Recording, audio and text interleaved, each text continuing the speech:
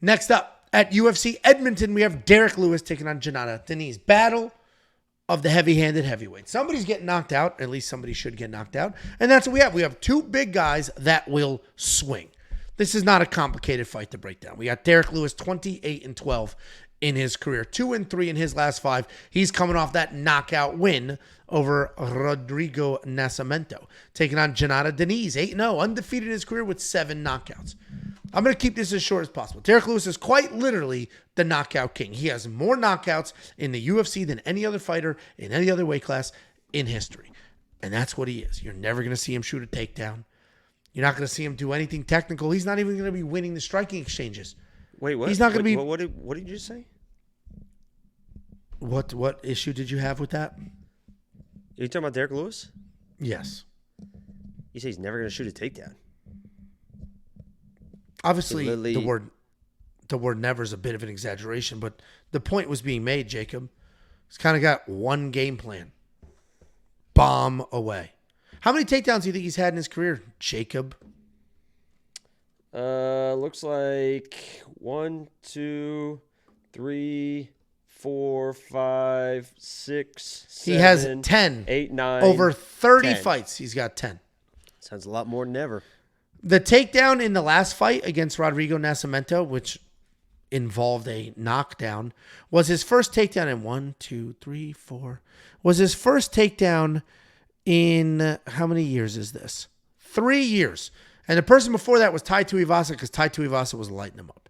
Point being, Derrick Lewis is going to come forward and bomb away. That's what Derrick Lewis is going to do. If you take him down, he'll literally just stand up on you. Tons of power.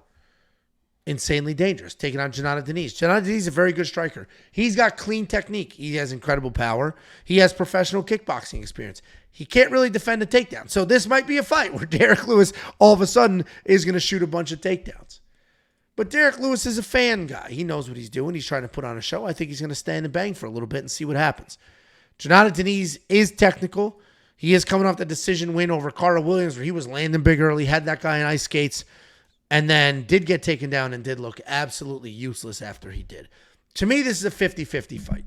To see the line completely flip and then widen is a bit surprising because Derrick Lewis, as a dog, could absolutely get this done. And that's going to continue to, if that's going to continue to widen and continue to get crazy, I might bet on him. 50-50 fight. Derrick Lewis can get the knockout here. I'm probably going to predict Jhonata Diniz, though, because he's just the more technical striker. But obviously what worries me is how insanely useless he looked on the ground when Carter Williams got it there. What do you think, Jakey boy? Yeah, I believe by my quick calculation, Derrick Lewis has shot a takedown in 5 of his last 7 fights. So 5 of his last 7 fights? How is that possible? Okay, let's go through it. Nascimento obviously shot a takedown. Jhonata Almeida, he shot 2 takedowns. No. You went through how many attempts. I was just going through how many he actually gets. So a lot of those fights he said he doesn't. You're okay. All right, here we go. Takedowns. Guys, I was wrong. Derrick Lewis shoots takedowns. Okay, your breakdown. Who do you think wins? Yeah. See how simple. And for that good reason, I believe I'm going to pick Derrick Lewis. I don't expect him to come in and beat Jhonata Almeida, but he did come in against Nascimento and immediately close the distance, body lock, inside trip.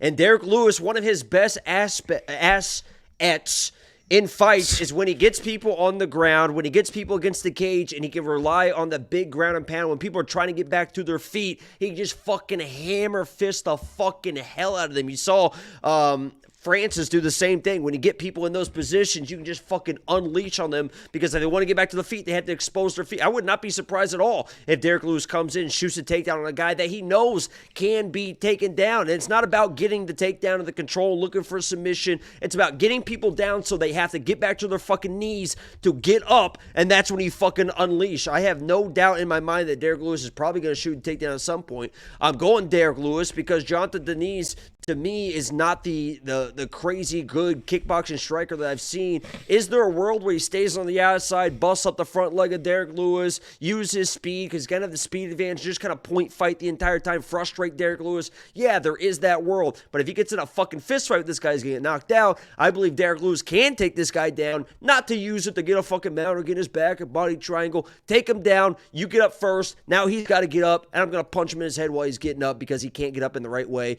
I'm going Derrick Lewis. I think he upsets this dude, and Derrick Lewis by submission is plus 3,500. I don't know if that's going to happen, but I mean, oh, yeah. Oh, so now when somebody laughs at the breakdown, it's rude and stupid. Got it.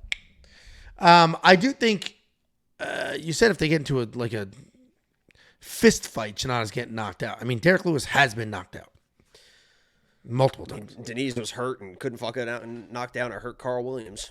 I mean, that was a little alarming. I agree with you. It should be an interesting fight. This should be one of the more fun heavyweight fights because I do think they'll go at it. I don't think Derrick Lewis will be a boring Khabib. 1.5. The over 1.5 is plus money. I avoided it. I considered betting both sides of that. I was talking myself up and down, but I was like, man, heavyweights, you just never know. You might get a staring contest. You might just get an absolute bang bong. Of course, it's a Derrick Lewis fight. Of course, it ended in one round. So I did. What lean would you have on the round? Over or under 1.5? Over's plus money. Well, I mean, Derrick Lewis has kind of come out in the last few fights like a fucking bat out of hell, just rushing across that flying the knee. So yeah. I wouldn't be surprised if he just rushes across, tries to get this to the ground, and then fucking just tries to smoke him immediately. So it's a dangerous line wherever it is. That's why I was talking myself in and out. And I honestly, round lines for a while there were like very, very successful. And then I got burned on a couple safety parlays with round lines. So I'm like, I'm trying to avoid round lines for a little bit, unless I'm wildly comfortable. If you do want to check out the safety parlay this week and all the other bets, you can do so now. WeWantPicks.com. Click Become a Member. It's only $10 for an entire month. That month includes all the picks, the bets, and the tools. One of those tools is the line movement tracker. This is the second comment today.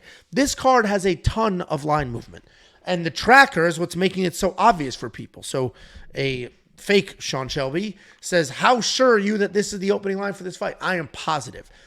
And a lot of you just go to the free-ass Best Fight Odds website. Problem with that is they don't have all the sports books on there. They don't have the most important sports books on there. BetOpenly is one of the most popular sports books for betting on UFC, if not the most popular UFC sports book. Do books pay to be on there? I don't know if they do. Then they got rid of them. I assume, which seems like a wild choice.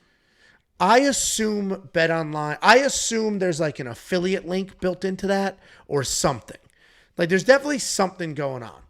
It's not just out of the goodness of their heart. And we pay for our odds. We get them from Odds Jam. Odds Jam sells the odds. They're not free. And they have APIs into every single sportsbook, including BetOnline and a bunch of the others. So we see the very opening lines, the true opening lines. By the time they make their way to the other sites, like how many times we get people on DraftKings, like, oh, there's a dude. By the time DraftKings gets a line, I mean, it's you're talking Wednesday, where some of these are popping up weeks, if not months ahead of time. So anyway, to answer that question, I am very sure that our opening lines are correct, and they're going to look different than other people's because we pay for them. They're not free. You can't just grab them. Obviously, if you see them with your own eyes, sure, but we pay for them from a site. Hello, sweet baby.